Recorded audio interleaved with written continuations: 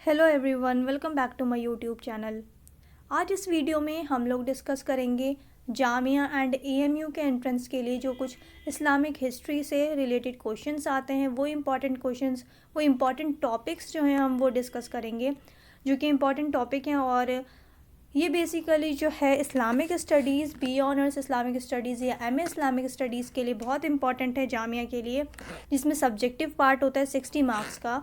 सो वहाँ पे पायस कैलिफ से रिलेटेड क्वेश्चंस पूछे जाते हैं। सो ये आपका समझ लीजिए एक पूरा का पूरा आंसर यहाँ पे रेडी है। सो हम लोग यहाँ पे आज डिस्कस करने वाले हैं हज़रत अबू बकर की पूरी लाइफ, जो उनके कंट्रीब्यूशन रहे हैं इस्लाम की तरफ, दुनिया के लिए उनके जो कंट्रीब्यूशन रहे हैं एज ए कैलिफ, वो हम यहाँ पे डिस्कस करेंगे। सो ये वीडियो बहुत इंपॉर्टेंट है इस्लामिक स्टडीज़ के लिए भी, और जो इस्लामिक स्टडीज़ से रिलेटेड क्वेश्चंस आते हैं, लॉ में भी आते हैं, पॉलिटिकल साइंस में भी आते हैं। आप कोई भी एंट्रेंस देंगे जामिया में या एएमयू में, तो वहाँ इस्लामिक हिस्ट्री से एक या दो क्वेश्चंस ज़रूर पूछे जाते हैं। और जो इस्लामिक स्टडीज़ का होता है, खैर ये तो उसके लिए पूरा एक आंसर रेडी है आपके लिए। जो सब्जेक्टिव पार्ट है, चाहे आप मास्टर्स के लिए एग्ज़ाम दे रहे हैं, चाहे आप बैचलर्स के लिए एग्ज़ाम दे रहे हैं। सो ये बहुत इंपॉर्टेंट वीडियो है। इस वीडियो में हम डिस्कस करेंगे। अच्छा, और एक चीज़ इंपॉर्टेंट बता दूं कि इससे पहले मैं ऑलरेडी चैनल पे इस्लामिक हिस्ट्री सीरीज़ पूरी अपलोड कर चुकी हूँ। वहाँ पे हमने डिटेल में डिस्कस किया था प्रॉफिट मोहम्मद सल्लल्लाहु अलैहि वसल्लम की मदीने की लाइफ एंड मक्के की लाइफ। वो दोनों अलग अलग वीडियो में है। फंडामेंटल बिलीव्स, फंडामेंटल प्रैक्टिसेस, और यहाँ पे हम, और जो कैलिफ वाली वीडियो है वो उसमें मैंने आपके साथ MCQ डिस्कस किए थे। बट यहाँ पे मैं MCQ डिस्कस नहीं कर रही हूँ, यहाँ पे मैं आपके साथ पूरी डिटेल वीडियो डिस्कस करने वाली हूँ। सो यहाँ पे हम लोग जो डिस्कस करेंगे वो आज करेंगे हज़रत अबू बकर रज़ियल्लाहु ताला अन्हु की पूरी लाइफ के बारे में, जो उन्होंने एज ए कैलिफ पूरा कंट्रीब्यूशन दिया है इस्लाम को। सो यहाँ पे हम स्टार्ट करते हैं वीडियो हज़रत अबू बकर रज़ियल्लाहु ताला अन्हु की। यहाँ पे फर्स्ट पहले क्या, अर्ली लाइफ। सो यहाँ पे अर्ली लाइफ हम देख लेते हैं। अबू बकर रज़ियल्लाहु ताला अन्हु was born at Mecca sometime इन 573। सो हज़रत अबू बकर की जो पैदाइश हुई थी वो कहाँ थी, वो मक्का में हुई थी। ये इंपॉर्टेंट है, क्वेश्चंस बन जाते हैं 1 मार्क में। मक्का में हुई थी, कौन सा ईयर था, 573 CE, यानी कि कॉमन एरा। CE मतलब कॉमन एरा या फिर AD।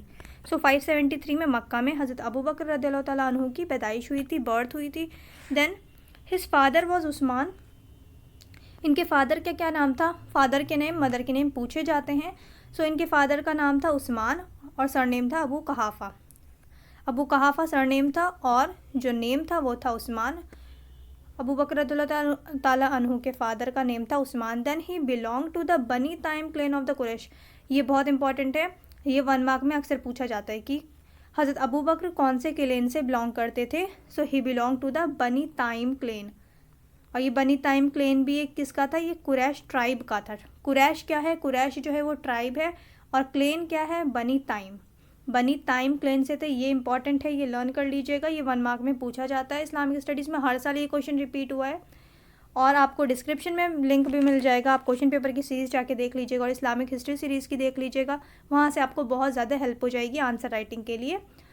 अब यहाँ पे नेक्स्ट क्या है, अबू बकर रज़ियल्लाहु ताला अन्हु was childhood friend and father in law of prophet Muhammad Mustafa सल्लल्लाहु अलैहि वसल्लम।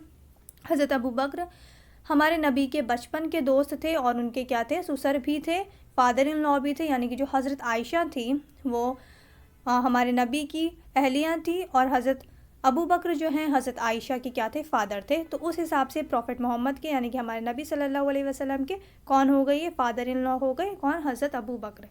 Then next question is, question नहीं, इसके आगे क्या है, he was one of the early converts to Islam. He supported Islam financially as well. The holy prophet conferred on him the title of Siddiq the virtuous. So यहाँ पे क्या है, इसमें अर्ली लाइफ कैसी थी। हज़रत अबू बकर जो है वो मक्का में बॉर्न हुए थे 573 में। इनके फादर का नाम था उस्मान। ही belong to the Bani time Klein से बिलोंग करते थे। ट्राइब था कुरैश, कुरैश ट्राइब के बनी ताइम क्लेन से बिलोंग करते थे। हज़रत अबू बकर रज़ियल्लाहु ताला अन्हु चाइल्डहुड फ्रेंड थे हमारे नबी के, और फादर इन लॉ भी थे। देन ये जो हैं बहुत, जो स्टार्टिंग में ही जो लोग मुसलमान बने थे, यानी कि पहली जो बनी थी पर्सन कौन थी, वो हज़रत खदीजा ने इस्लाम कबूल किया था। उसके बाद किन्होंने किया था, उसके बाद किया था हज़रत अबू बकर ने, ठीक है, one of the early converts to Islam. Then इन्होंने जो है फाइनेंशियली भी बहुत ज़्यादा सपोर्ट किया है इस्लाम के लिए, बहुत ज़्यादा इन्होंने पैसों से भी बहुत ज़्यादा मदद की है। और इनको जो है ये क्वेश्चन इंपॉर्टेंट बन जाता है 1 मार्क में, कि the holy prophet conferred on him the title of Siddiq. रसूलुल्लाह ने हज़रत अबू बकर को टाइटल क्या दिया था? सिद्दीक का टाइटल दिया था, मतलब द विरेशियस। सिद्दीक मतलब सच्चा। सो सिद्दीक का टाइटल दिया था हज़रत अबू बकर को किसने? प्रॉफिट मोहम्मद सल्लल्लाहु अलैहि वसल्लम ने। सो यहाँ पे ये थोड़ा सा हमने यहाँ पे इनकी अर्ली लाइफ डिस्कस करी। ये बस हमने एक पैराग्राफ में डिस्कस किया। आंसर आप इसी तरीके से लिखेंगे, ये समझ लीजिए आपको पूरा आंसर लिखा हुआ मिल रहा है, बस आपको ये याद करके लिखना है एग्ज़ाम में। देन अर्ली लाइफ हो गया। उसके बाद क्वेश्चन ऐसे आ जाता है कि जो हज़रत अबू बकर के क्या कंट्रीब्यूशन रहे हैं एज ए कैलिफ। सो उसी हिसाब से मैंने ये आंसर जो है ये थोड़ा फ्रेम किया है।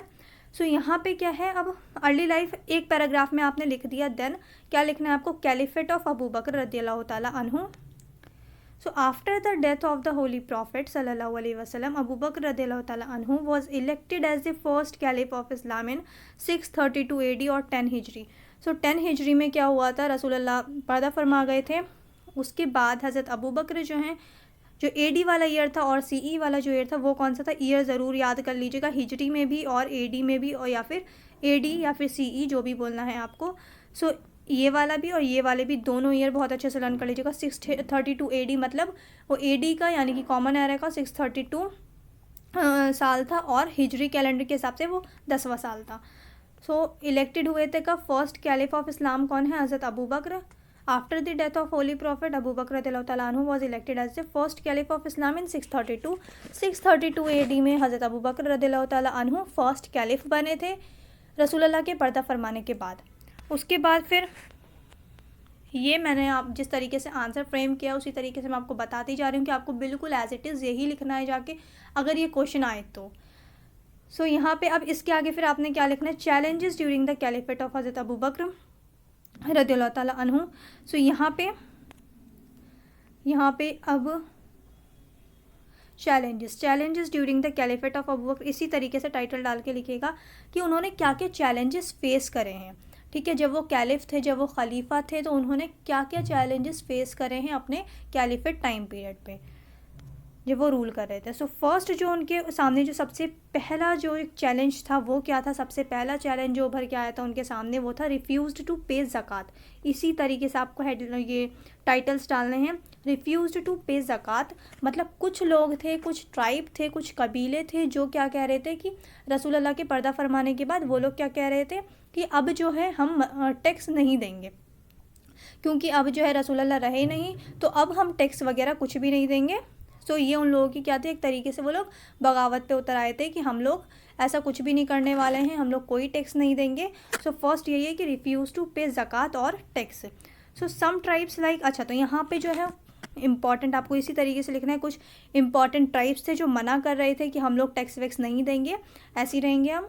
सो some tribes like Banu Asad, ये ट्राइब है, Banu Ghatfan, Banu Murra refuse to send taxes to Medina.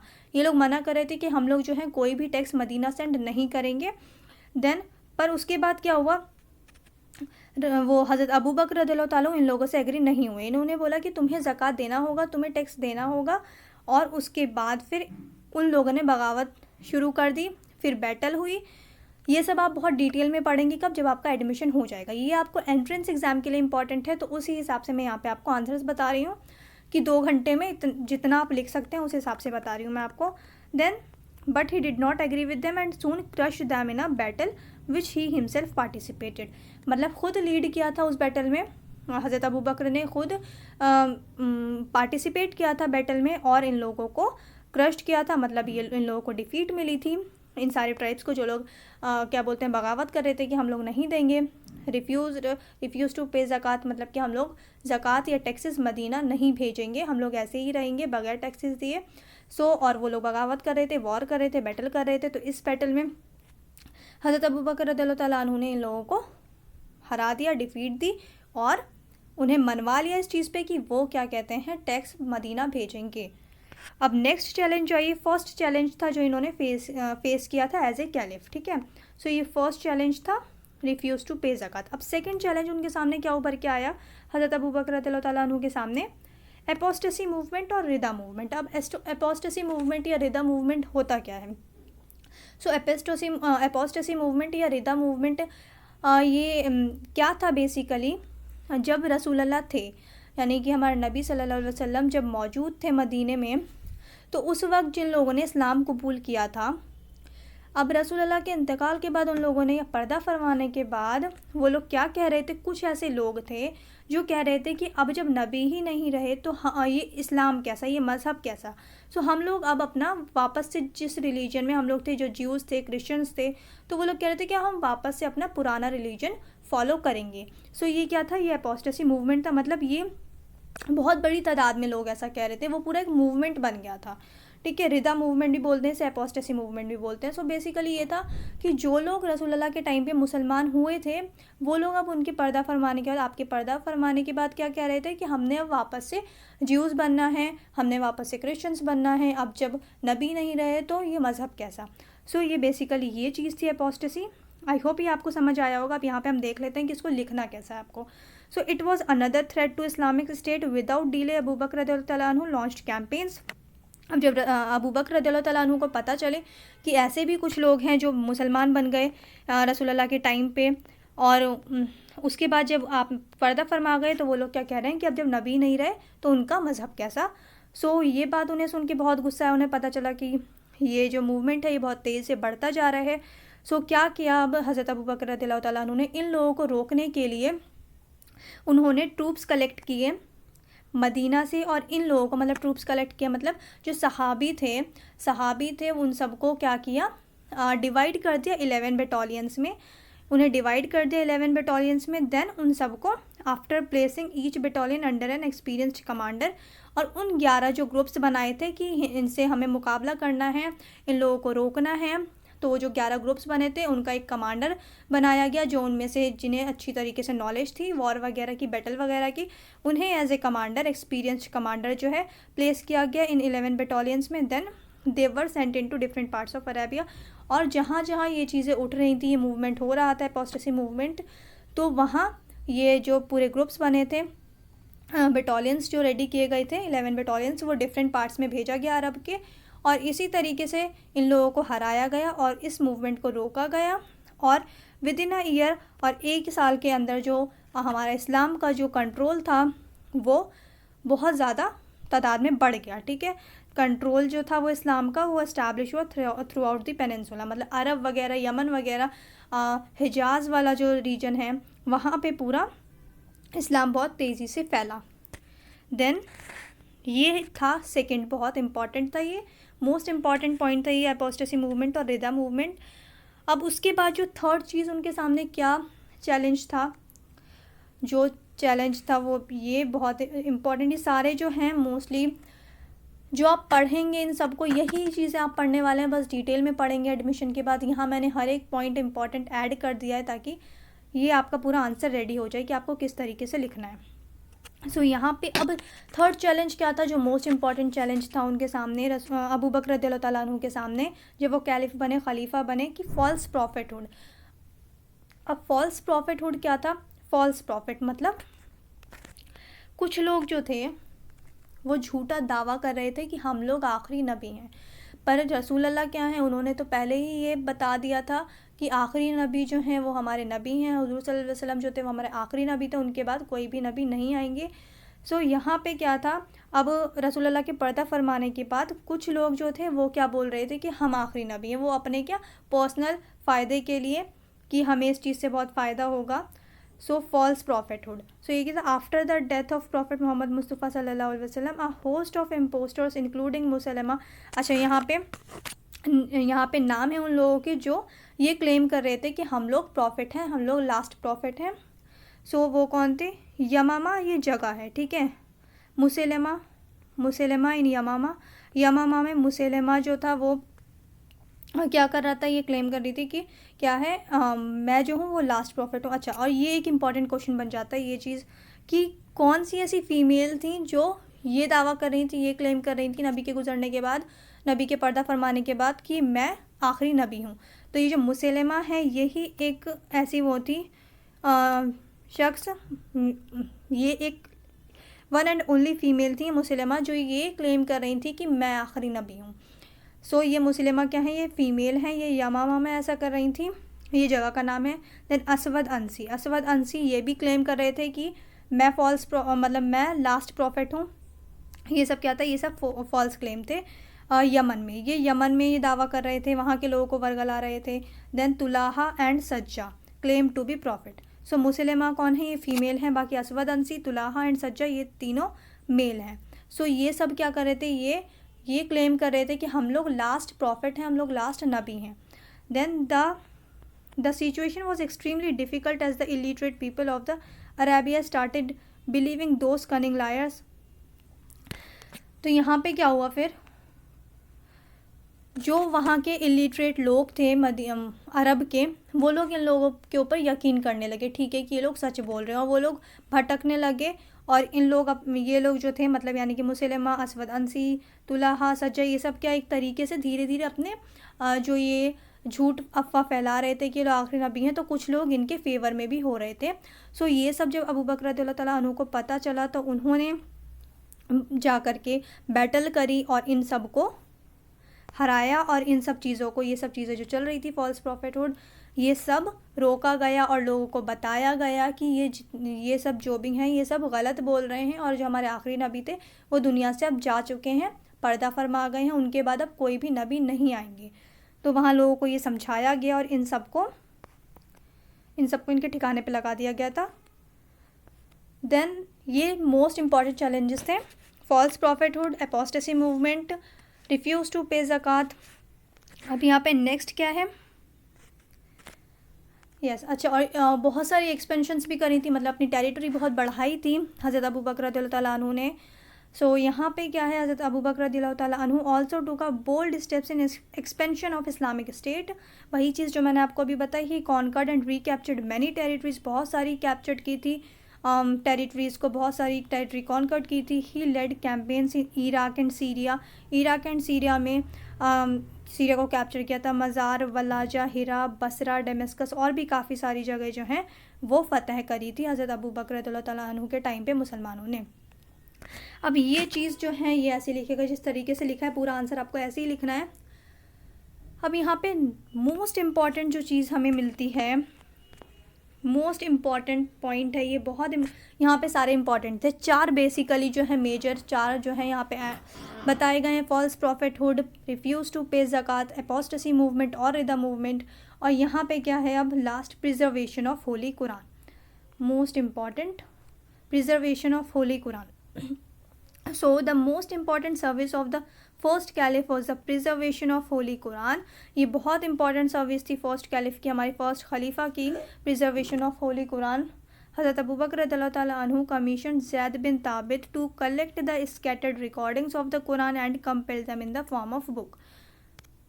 हज़रत अबू बकर ने ज़ैद बिन ताबित को ये ऑर्डर दिया, उन्हें हायर किया, किस लिए कि वो जो हैं जितनी भी कुरान शरीफ की रिकॉर्डिंग्स हैं डिफरेंट लीव्स पे जब वही उतरती थी तो किसी भी चीज़ पे लिख ली जाती थी, मतलब पत्तों पे, बोन्स पे, लेदर पे, तो वो सारी चीज़ें क्या कही गई, हज़रत अबू बकर ने ज़ैद बिन ताबित को कहा कि आप ये सारे जो रिकॉर्डिंग्स हैं कुरान शरीफ की ये सब कलेक्ट करिए और उसे एक बुक की फॉर्म में कंपाइल करिए, जितनी भी वर्सेस हैं कुरान की उन सब को क्या करिए, एक बुक की फॉर्म में कंपाइल करिए।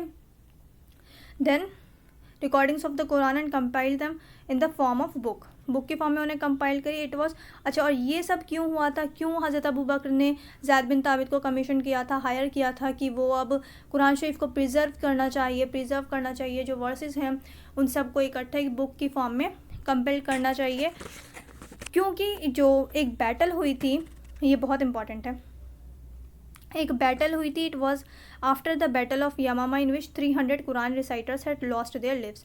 क्योंकि बैटल ऑफ यमामा में 300 कुरान रिसाइटर्स जो थे उन्होंने क्या किया था, अपनी मतलब वो शहीद हो गए थे। 300 कुरान रिसाइटर्स उस टाइम पे शहीद हो गए थे बैटल ऑफ यमामा में। इस वजह से फिर ये बहुत ज़्यादा क्या एक तकलीफ़ दे उस चीज़ हुई थी, उस वक्त ये बैटल हुई थी।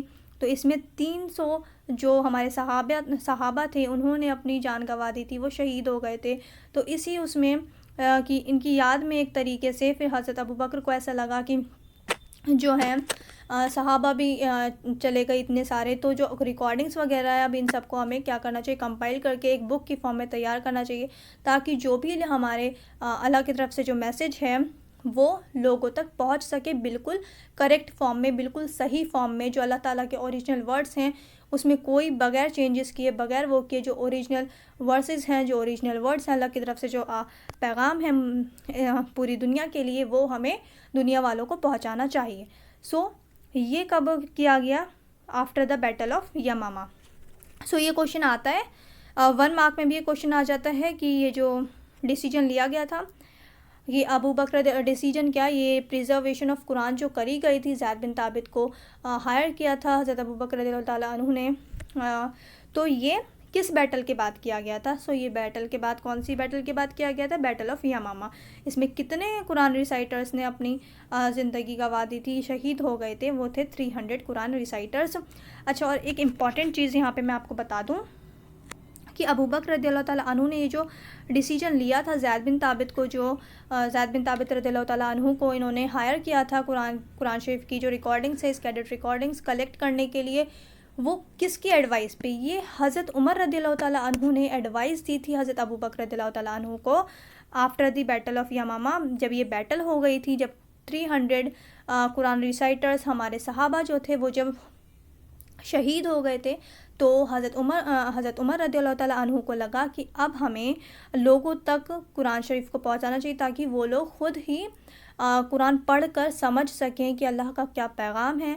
सो ये एडवाइस किसने दी थी हज़रत अबू बकर रज़ियल्लाहु ताला अन्हु को, ये एडवाइस दी थी हज़रत उमर रज़ियल्लाहु ताला अन्हु ने। हज़रत उमर की एडवाइस पर हज़रत अबू बकर रज़ियल्लाहु ताला अन्हु ने ज़ैद बिन ताबित रज़ियल्लाहु ताला अन्हु को हायर किया था कि वो कुरान की रिकॉर्डिंग्स कलेक्ट करें और उसे कंपाइल करें बुक की फॉर्म में।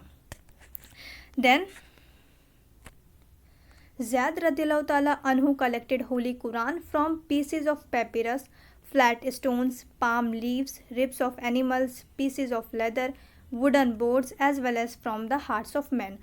हार्ट्स ऑफ मैन मतलब कि जो जब वही आती थी तो कितने सहाबा जो थे वो उसी वक्त याद कर लेते थे। सो हार्ट्स ऑफ मैन मतलब ये नहीं कि उनका दिल निकाल के, मतलब जो उन्होंने याद किया है, जो सहाबा ने याद किया है, उन्होंने बताया, सहाबियों ने बताया कि ये वर्सेस उन्हें याद हैं।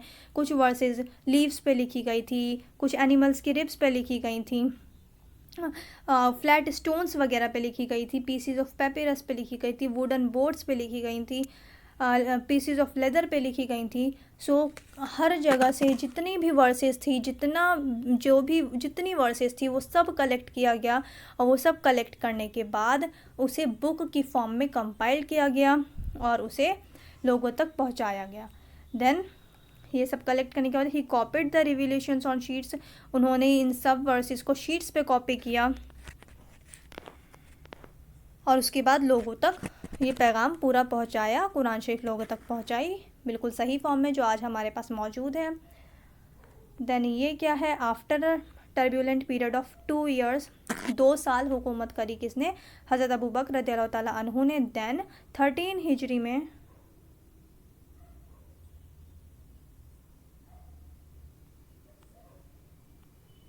ये हिजरी क्या, ये यहाँ, हाँ सॉरी, हाँ 2 साल ही तो, ठीक है, ये ठीक है, 13 हिजरी में और या फिर 634 AD में अबू बकर रज़ियल्लाहु ताला अन्हु का इंतकाल हो गया। Then for all these services Abu Bakr रज़ियल्लाहु ताला अन्हु holds a unique place in the history of इस्लाम।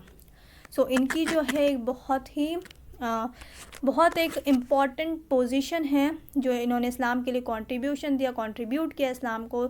हज़रत अबू बकर रज़ियल्लाहु ताला अन्हु ने जो मोस्ट इम्पॉर्टेंट इनकी जो सर्विसेज में गिना जाता है वो प्रिजर्वेशन ऑफ होली कुरान है। अच्छा, और एक चीज़ और कि एक ये क्वेश्चन आता है हज़रत अबू बकर से रिलेटेड, ये बहुत इंपॉर्टेंट क्वेश्चन भी है। हमारे 4 खलीफा रहे हैं, 4 कैलिफ रहे हैं। ये क्वेश्चन आ जाता है कि कौन से कैलिफ हैं, कौन से खलीफा हैं जो शहीद नहीं हुए हैं।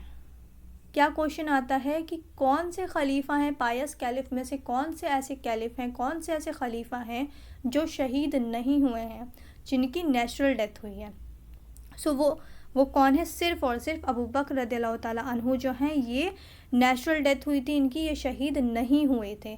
इनकी तबीयत ख़राब हुई थी, फिर ये इनका हज़रत अबू बकर रज़ियल्लाहु ताला अन्हु की पहले तबीयत ख़राब हुई थी, उसके बाद इनका इंतकाल हो गया था। इनको किसी ने भी शहीद नहीं किया, ये अपनी मौत से मरे हैं, इनका इंतकाल हुआ है, नेचुरल डेथ हुई है इनकी। बट सेकंड खलीफा हमारे कौन थे? हज़रत उमर रज़ियल्लाहु ताला अन्हु, उनके बारे में भी हम डिटेल में पढ़ेंगे। उनको शहीद किया गया था। हज़रत उस्मान रज़ियल्लाहु ताला अन्हु को शहीद किया गया था। हज़रत अली रज़ियल्लाहु ताला अन्हु को शहीद किया गया था। सो ये बहुत इंपॉर्टेंट क्वेश्चन बनता है, ये ज़रूर पूछते हैं इस्लामिक स्टडीज़ के पेपर में। मास्टर्स में तो ज़रूर पूछा जाता है और बैचलर्स में भी पूछ सकते हैं।